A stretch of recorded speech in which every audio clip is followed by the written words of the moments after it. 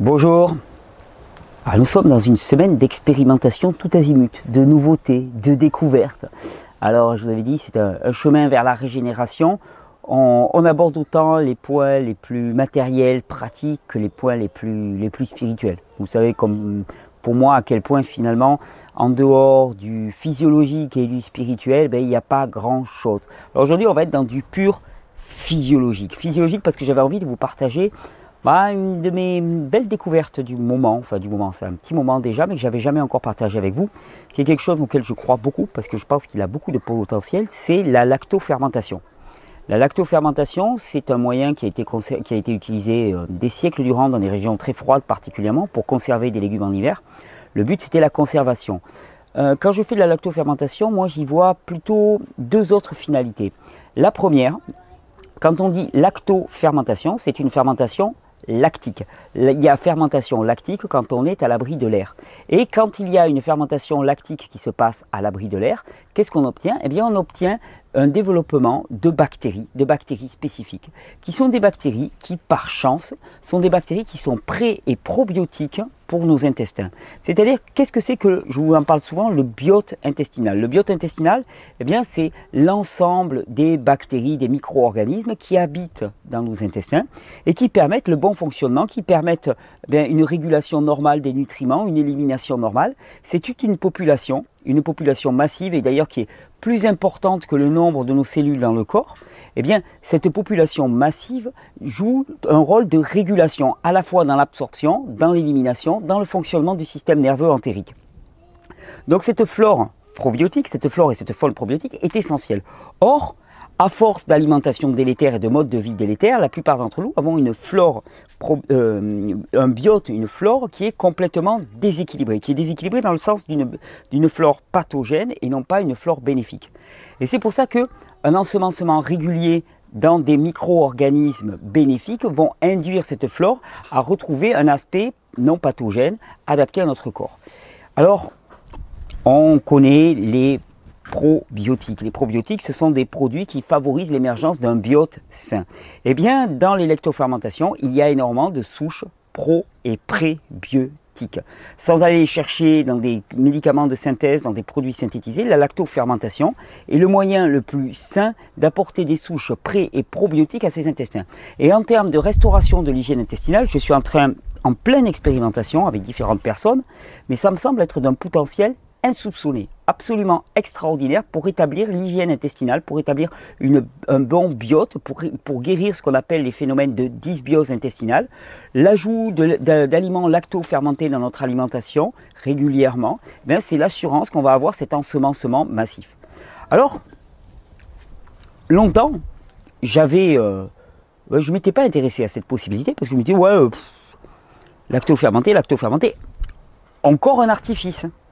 Encore un truc, déjà que je me suis fait avoir avec les extracteurs de jus. Bon, maintenant on les a justifiés. Encore un truc, c'est un artifice, c'est pas naturel. Dans le contexte originel, ça serait pas comme ça. Et puis il y a quelques temps, j'ai eu une conversation avec un mien ami, un mien très grand homme qui s'appelle Éric Escoffier, dont vous avez pu apprécier vraiment la richesse, la puissance de la pensée et de l'enseignement durant des précédentes vidéos.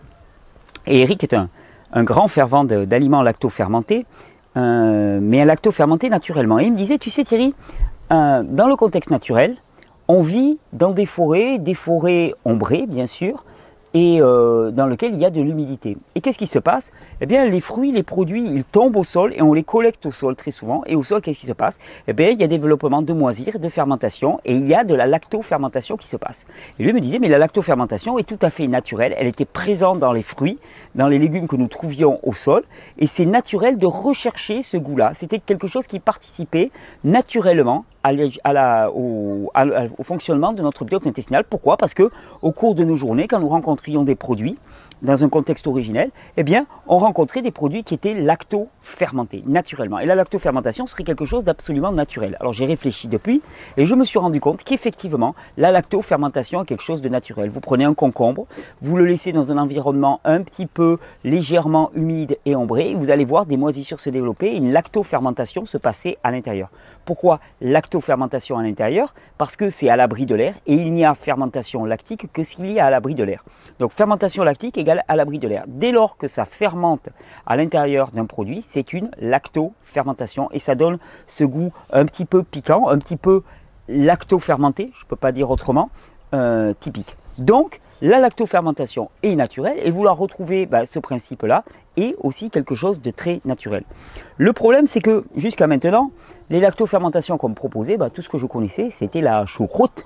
La choucroute, même crue, extrêmement salée, qu'on pouvait trouver dans les magasins bio, et ça ne me convenait absolument pas. Alors je me suis dit, mais est-ce qu'on pourrait avoir des lactofermentations sans sel? Puisque dans la nature, ça lactofermente spontanément au contact de l'humidité, simplement le contact du produit avec de l'eau devrait amener à la lactofermentation. Et c'est le cas. Et ça, c'est la bonne nouvelle, c'est le cas. Tout produit laissé dans l'eau en l'absence d'air fermente pour produire une lactofermentation. Alors, vous allez voir au cours de notre vidéo, on est dans le domaine du vivant. On est dans le domaine du vivant, donc ce que ça veut dire que, parfois, c'est des bonnes levures qui vont se développer et parfois, ce sont des levures qui ne sont pas bonnes. J'ai un lourd passif de boulanger bio. J'étais boulanger bio, pétri à la main, levain naturel. Je travaillais tous mes levains moi-même. Enfin voilà, je connaissais bien le truc. Et je sais très bien qu'en tant que boulanger, on avait une connaissance. C'était l'espèce de compétition qu'il y avait toujours entre bactéries et levures. On savait que les bactéries qui étaient responsables de la prédigestion du grain de blé, mais qui acidifient le pain, se développaient plutôt en dessous de 25 degrés et que les levures se développaient plutôt au-dessus de 25 degrés. Les levures, ça fait gonfler, ça fermente et ça fait gonfler. Les bactéries, ça prédigère et ça acidifie le milieu. Et donc en tant que boulanger, on jouait toujours sur nos températures de manière à avoir assez de prédigestion par le levain, mais à avoir aussi une bonne levée du pain par les levures. Et c'est ce qui faisait que des fois on se moquait de certains boulangers qui privilégiaient les levures, qui donnaient des pains très très levés mais très indigestes parce que non digérés par les bactéries. Typiquement, c'est le pain à la levure qu'on trouve en boulangerie. Le pain à la levure, il est ensemencé massivement aux levures et donc elles prennent le pas sur toutes les bactéries et tout le travail bactérien qu'il devrait y avoir dans le pain et qui assurait sa bonne digestion n'a plus lieu. Ça explique aussi le caractère particulièrement pathogène des pains vendus actuellement parce que avant, on n'avait pas les mêmes variétés de blé, qui étaient beaucoup plus simples, et qui plus est, il y avait des fermentations qui étaient des fermentations de type lactique à l'intérieur du pain, qui favorisaient le développement de bactéries, qui prédigéraient le grain. Alors ça donne ce petit goût acide au pain, que certaines personnes n'aiment pas, parce qu'on a perdu ce goût-là, mais c'est l'assurance que finalement notre pain, il est prédigéré.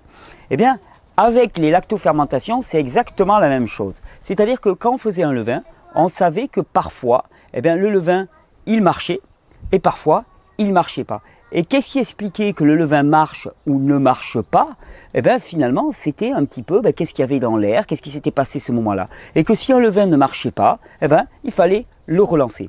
Avec les lactofermentations, c'est un petit peu la même chose. La première fois qu'on va faire des lactofermentations, on va mettre typiquement des légumes ou des fruits d'ailleurs dans de l'eau. On va s'arranger pour que ces légumes et ces fruits ne sont pas au contact de l'air, qu'ils fermentent et avec un peu de chance, on va obtenir quelque chose de lactofermenté. Si ça ne marche pas, comment est-ce qu'on le sait? L'odeur nous le dit tout de suite. C'est-à-dire que soit ça marche et ça a une bonne odeur et un bon goût de lactofermenté, soit ça ne marche pas et ça a une odeur pestilentielle. Si ça ne marche pas, qu'est-ce qu'on fait? On jette tout et on recommence. Parce que ça va prendre. La prochaine fois, ça prendra. Et si ce n'est pas la prochaine fois, ce sera la fois suivante. Si ça marche, qu'est-ce qu'on fait? Alléluia, on a un produit lactofermenté, on s'en régale, mais surtout, et c'est là où je retrouve un petit peu toute mon histoire de boulanger, surtout, on garde un peu du liquide qui est restant, dans lequel il y a toutes ces levures et ces bactéries qui se sont développées, levures et bactéries qui sont favorables à la lactofermentation, et avec ce restant de liquide, on va venir réensemencer littéralement la prochaine lactofermentation. C'est-à-dire que dans la prochaine lactofermentation, on mettra un peu de ce liquide qui va apporter toutes ces bactéries bénéfiques et qui vont le tirer dans le bon sens. Comme je vous l'avais dit, quand j'étais boulanger aussi, je savais que finalement, c'était la température qui contrôlait tout ça. Alors, Comment ne pas passer dans une fermentation de type levure, mais plutôt rentrer dans une fermentation de type lactique avec des bactéries? Eh bien, c'est ne pas être dans du trop chaud. C'est-à-dire que chaque fois qu'on va faire des lactofermentations, on va les faire à une température plus proche des 20 degrés que des 30 degrés. Attention, parce que trop chaud, ben, ça fermente et ça fait de l'alcool. Si on est en dessous, eh bien, ça va être un développement bactérien. Si on est trop bas, le développement bactérien ne va pas se faire. Mais si on est aux alentours de 18-20 degrés, on est dans les températures idéales. Alors, lactofermentation. Pourquoi est-ce qu'on met du sel? Pourquoi est-ce qu'on met du sel? Je me suis longtemps posé la question, je me suis dit, mais est-ce qu'on pourrait la faire lactofermenter sans sel? Et puis les gens me disent, ah non, la lactofermentation c'est avec du sel. C'est avec du sel. C'est avec du sel. Alors je me dis, mais quel est l'intérêt du sel? L'intérêt du sel, il est simple, c'est d'éviter la prolifération de levure, ça bloque un petit peu le processus, et c'est surtout, c'est de faire rendre du jus au produit. Parce que le principe de la lactofermentation classiquement, c'est on prend des légumes, on les râpe ou on les déchiquette, que ce soit du chou, des betteraves, des carottes. On les râpe ou on les déchiquette. Bon, on a des produits râpés. Et là, on les met avec du sel pour qu'ils rendent du jus. Et on les pile pour qu'ils rendent encore plus de jus. Le but du sel est avant tout de faire rendre du jus et non pas finalement d'apporter un quelconque élément à la lactofermentation. Dès lors, je me suis dit, mais, sur mon Oméga, n'aurais-je point une buse non muni de filtre qui répondrait parfaitement à cette finalité? C'est-à-dire que quand un produit passe là-dedans, il est haché, il est mastiqué par la vis et le jus et les fibres sont mélangés. Et finalement, le processus qui demandait à passer par du sel, eh bien, on le squeeze complètement en passant directement tout le produit à l'extracteur de jus avec cette buse-là, la buse d'extraction. À partir du moment où j'ai réalisé ça, je me suis lancé dans des expérimentations. Et ça a été plutôt joyeux. Et alors aujourd'hui, je voudrais vous partager quelques-unes de ces expérimentations. Les recettes, elles sont énormes, gigantesques. J'en connais pas la limite. On peut tout essayer en matière de mélange de légumes et de fruits. Moi, je fais surtout de lactofermentation de légumes. On peut mettre des épices, on peut mélanger beaucoup de choses. Ce que je sais, c'est que la lactofermentation réalise une véritable prédigestion des produits. Et c'est comme ça que, par exemple, certains produits comme la betterave ou la carotte, dont je vous dis souvent que, physiologiquement parlant, c'est un peu dur, on n'est pas fait pour manger des racines, et que finalement, la cuisson permet de résoudre des problèmes de fibres un petit peu durs, eh bien la lactofermentation permet de les résoudre en ajoutant en plus des bactéries qui sont des bactéries amies pour notre biote intestinale, en ne dégradant pas les produits par la cuisson. Et donc c'est un plus qui se surajoute. C'est pour ça que je suis devenu assez partisan de la lactofermentation et j'avais envie de vous proposer une simple petite expérience. Après, ce sera à chacun de vous d'expérimenter chez lui. Alors, comment on fait une lactofermentation? Typiquement, la première qu'on va faire, on va commencer par des racines. Je prends une betterave, je la coupe en petits bâtonnets. Voilà. Toutes les racines sont bonnes, hein, comme je vous le répète. Et alors, je le mets dans le bon sens. Oui, des fois, l'Oméga, il démarre en sens inverse. C'est parce que c'est un moteur asynchrone. S'il démarre en sens inverse, il faut l'arrêter. Et puis, on le relance, il redémarre en bon sens. Et on va tout simplement passer ça. Alors, je mets un saladier qui va sous la tête où sortent les fibres et sous l'endroit où sort le jus, parce que des fois il sort un tout petit peu de jus à ce niveau-là. Et voyez, la fibre qui sort est une fibre très humide avec beaucoup de jus. C'est normal parce que là le jus n'a pas été séparé. Et là on va avoir un mélange idéal pour faire de la lactofermentation. Donc là je vais passer des betteraves. Tout simplement. Vous voyez, il y a un petit peu de jus là qui sort. C'est pas grave, je le récupère aussi puisqu'il tombe dans mon saladier.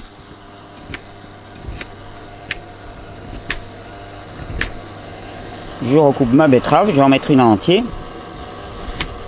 Je suis fanat. Le processus dure 1 ou 2 semaines pour avoir quelque chose d'assez efficace. Mais déjà en 3-4 jours, on a un début de lactofermentation. Et cette recette de lactofermentation, entre guillemets, avec l'extracteur de jus, elle a été mise au point par quelqu'un que j'admire énormément, qui s'appelle Anne Wigmore, qui était la créatrice, l'instigatrice de l'Institut Hippocrate aux États-Unis, avant qu'il devienne ce qu'il est actuellement, et qui était très fanat des graines germées, des lactofermentations. Elle était originaire des pays de l'Est, elle connaissait bien ça, et donc avec les extracteurs de jus, elle faisait de la lactofermentation, on va dire minutes. Alors là, on va faire un petit mélange, on va rajouter quelques carottes. Moi j'aime bien mélanger betterave et carotte, mettre des racines ensemble. Mais je vous dis, on peut mélanger beaucoup de choses. On va rajouter après, on pourrait mettre à peu près n'importe quel légume ou fruit peut lacto-fermenter. À partir du moment où on respecte le principe qu'on va suivre ensuite, c'est à l'abri de l'air. Donc je mets 3 ou 4 carottes pour vous faire une première démonstration. Voilà.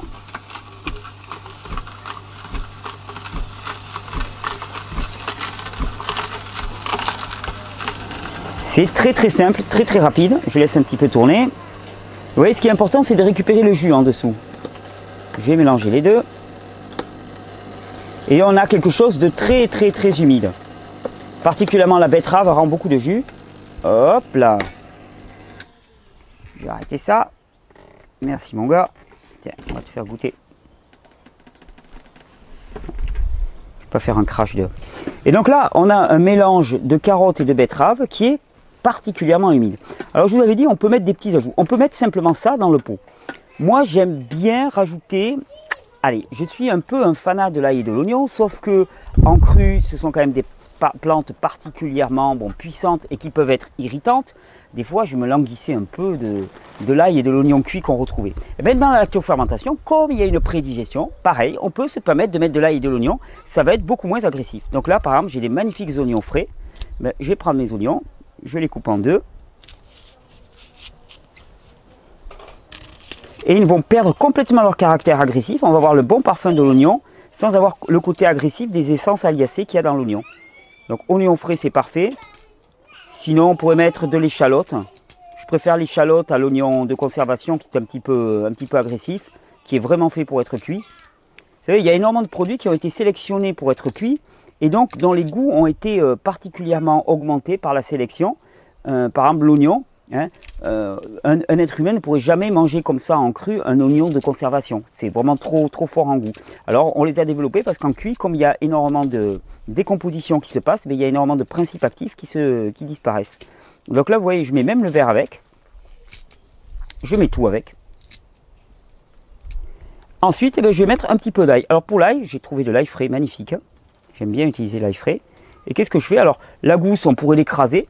Moi, ce que j'aime bien, c'est simplement la couper en deux. Comme ça, on retrouve les gousses dans le mélange. Hop, mettre une, deux. Puis comme ça laisse la liberté s'il y en a qui veulent vraiment l'enlever pendant qu'ils consomment les légumes lacto-fermentés. Ah, c'est beau l'ail quand c'est frais, comme ça, la peau colle à peine. Je trouve ça absolument fantastique. Puis, voilà, on les sort de leur gousse.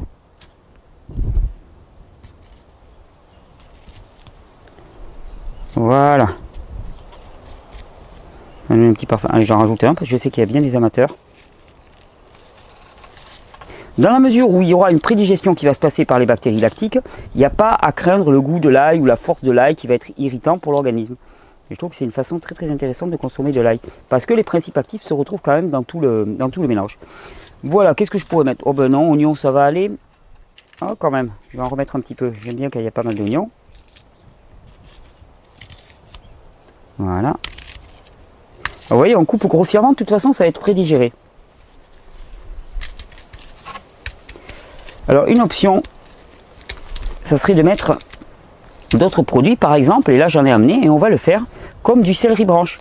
Donc, je prends mon céleri, particulièrement la cause de céleri. Vous savez qu'il est des fois un peu fibreuse, on a du mal à mélanger. Et bien là, je mets des morceaux de céleri avec. Je les coupe en fin bâtonnet. Et ça va donner un bon petit goût salé à tout l'ensemble. Et les possibilités, je vous dis, sont énormes. On pourrait mettre des baies de genièvre. Après, on va pouvoir mettre des épices. Là, moi, j'ai choisi quelques épices autres que la baie de genièvre. Mais on peut mettre des baies de genièvre. On peut mettre n'importe quel autre légume avec. On pourrait mélanger du chou avec ça. On va faire du chou rouge juste après. Mais là, je choisis de faire une recette simple. Betterave, carotte, céleri branche. Alors, on finit avec le céleri. Ensuite, il nous reste à mélanger le tout pour bien incorporer. Les morceaux peuvent être grossiers, c'est pas grave. L'important, c'est qu'on en ait une partie qui a été passée à l'extracteur de jus de manière à rendre ce fameux jus.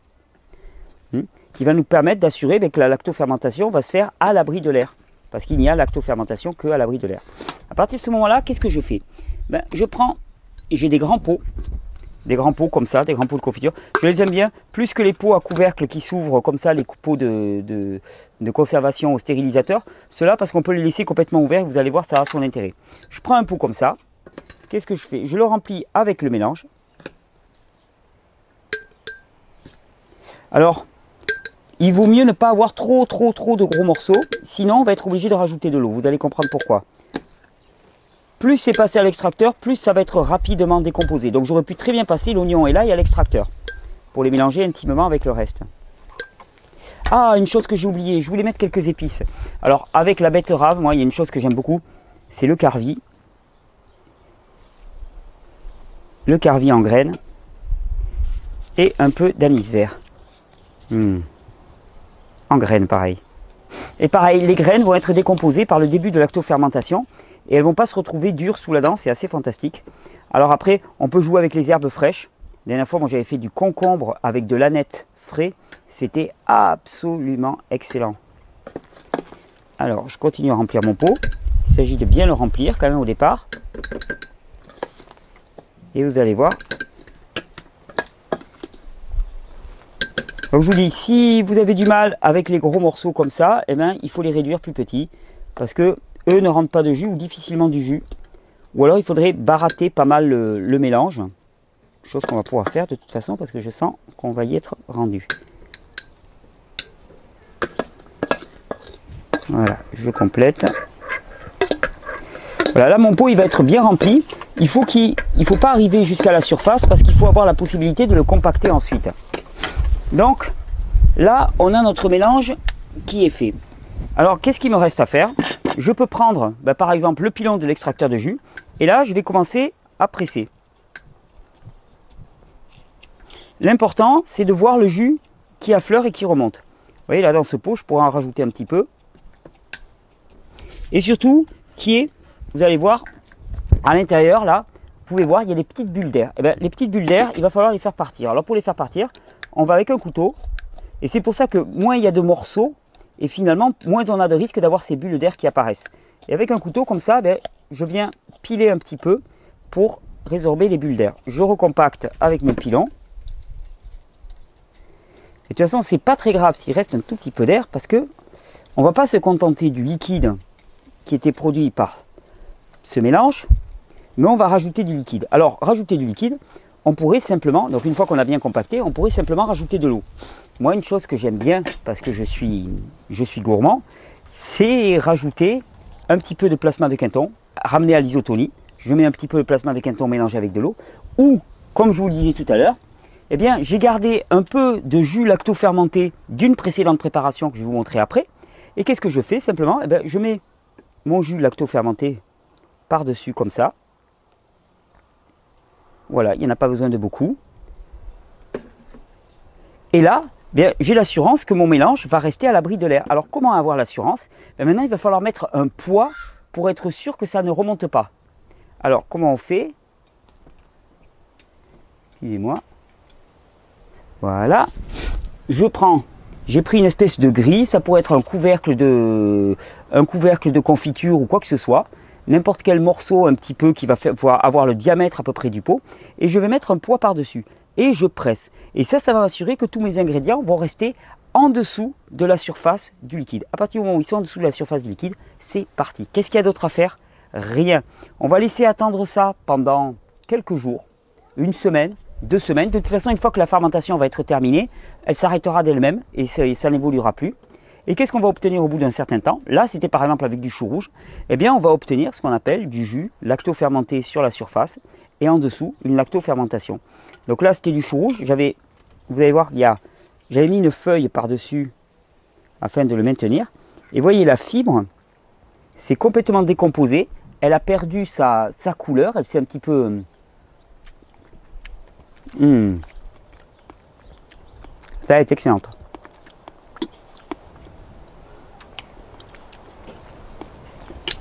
Et ce qui est intéressant, c'est que vraiment, le chou qui pourrait être dur, avec des fibres un petit peu dures, un petit peu difficiles à digérer, et bien là, se retrouve extrêmement digeste. Et donc, on a une décomposition littérale, une prédigestion et un réensemencement. Un peu quelque part, c'est comme si on crée un environnement digestif au sein même de ce pot-là. C'est-à-dire il y a une prédigestion qui est faite pour nous. C'est pour ça que je trouve que ça a un intérêt énorme. Alors ensuite, je vous ai dit, on allait parler un petit peu des différentes possibilités, différentes recettes. Ben, qu'est-ce qu'on peut mettre? Moi, j'en ai fait souvent avec du concombre. Ben, qu'est-ce qu'on fait? Le concombre, on les mince, très fin. On remplit un pot en tassant au maximum, en pilant pour que le concombre rende un petit peu de jus. Et là, pour le concombre, il va falloir rajouter pas mal d'eau, eau et quinton, avec un petit peu d'aneth. Vous laissez fermenter, je vous garantis que c'est absolument excellent. On peut le faire avec du chou rouge ou avec du chou blanc, avec du chou frisé. C'est un petit peu la recette de la choucroute classique. On peut le faire avec absolument n'importe quel légume, du panais, du topinambour, on peut mettre des asperges, on peut mettre du céleri branche, on peut mettre des épinards, on peut mettre, je ne sais pas ce que je n'ai pas essayé. On peut mélanger avec des fruits aussi, mais alors attention, les fruits étant très chargés en sucre, on a un gros risque d'induire la réaction dans le sens de fermentation alcoolique. C'est pour ça que souvent quand on met des fruits, je préfère ensemencer déjà avec une préparation qu'on avait préalablement préparée pour éviter finalement que ça parte trop rapidement en fermentation alcoolique. Voilà, c'est une invitation à expérimenter quelque chose de nouveau, de cru, de physiologique. Je vous dis qui se retrouvait dans notre environnement naturel et surtout qui, selon moi, est un auxiliaire extraordinaire dans le sens de la régénération intestinale. Extraordinaire auxiliaire, peu cher, facile à réaliser à la maison et c'est parti avec les pots de toutes les couleurs. En plus, c'est magnifique sur le comptoir. Vous avez du vert, vous avez du rouge, vous avez de l'orange, vous avez du... Enfin, toutes les couleurs peuvent y passer en fonction de la couleur du produit que vous allez utiliser dedans. Puis on les goûte au fur et à mesure. Le jus qui reste après la lacto-fermentation est un jus extraordinaire. C'est-à-dire que ce qui n'est pas utilisé pour être réensemencé, vous pouvez le boire directement. Et d'ailleurs, il y a une recette traditionnelle dont je me souviens qui était en Europe de l'Est qu'on appelait le kvass. Et le kvass, ça consistait à mettre une betterave écrasée au fond d'un seau d'eau, enfin d'un récipient rempli d'eau, à laisser lacto fermenter à partir de la betterave et à chaque fois rajouter de l'eau et boire cette eau.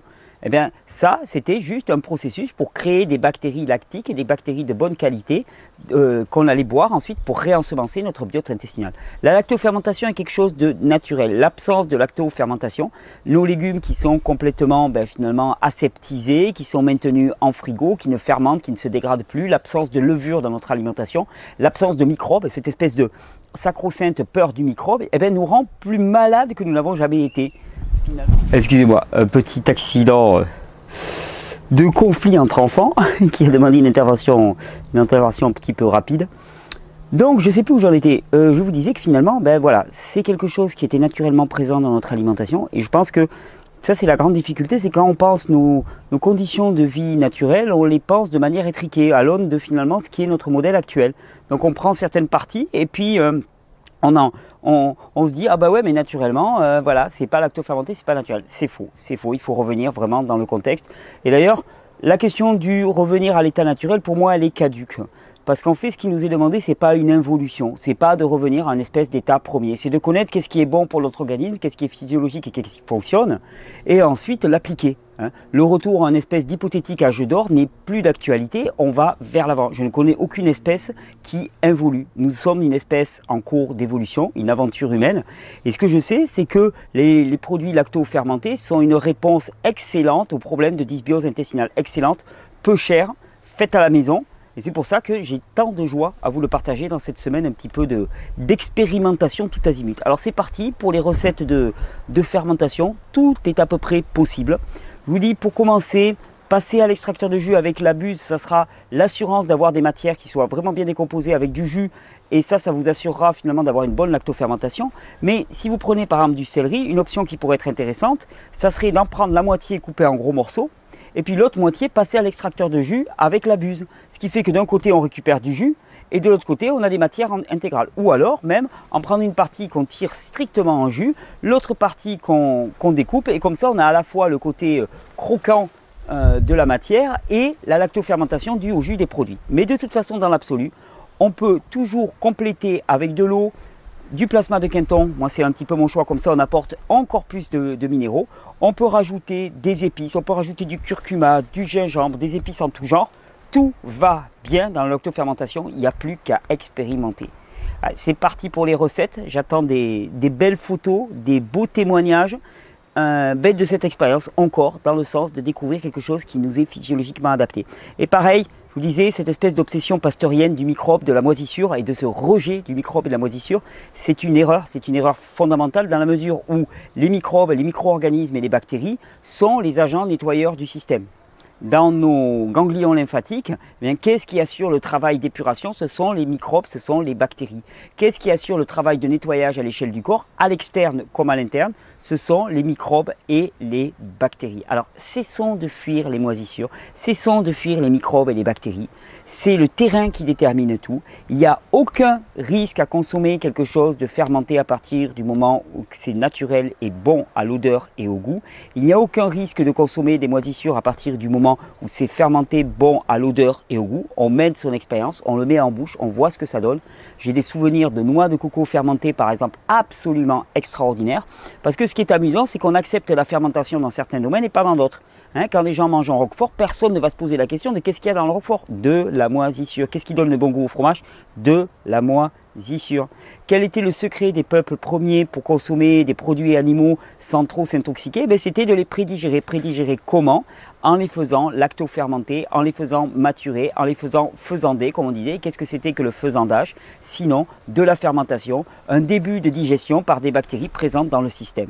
Et donc, il est temps de réintégrer, de réaccueillir dans sa vie les bactéries, de redevenir vivant. On a une peur tellement du vivant, de la vie finalement, qu'on aseptise tout autour de nous. On voudrait tout nettoyer, tout aseptiser, pas un brin de terre, pas un brin de microbe. Oui, mais on en meurt. On meurt d'être privé de tous ces agents de vie qui nous entourent et qui sont notre milieu intestinal et notre milieu tout court. Et donc c'est vraiment littéralement un retour vers la vie. Et souvent je dis, mais n'allez pas chercher dans ce qui est mort, ce qui va vous redonner la vie. La vie, elle est dans ces micro-organismes, dans cette flore intestinale, elle est dans tous ces parasites, soi-disant, qui pullulent à la surface de nos aliments et qui sont vraiment les agents qui vont servir d'intermédiaires entre nous et le produit, qui vont réaliser cette prédigestion. Donc particulièrement pour les gens qui ont des problèmes digestifs, les légumes lacto-fermentés, la lacto-fermentation, la lacto-digestion, on pourrait dire, est vraiment une voie à explorer. Je vous laisse expérimenter, je vous laisse renvoyer des informations. C'était dans le cadre de notre petite semaine vers la régénération. Vous voyez, on est encore loin du tout jus, on expérimente tout azimut et à chacun d'intégrer ça dans sa palette et dans les choix possibles. Et ça offre pas mal de possibilités. Bonne régénération!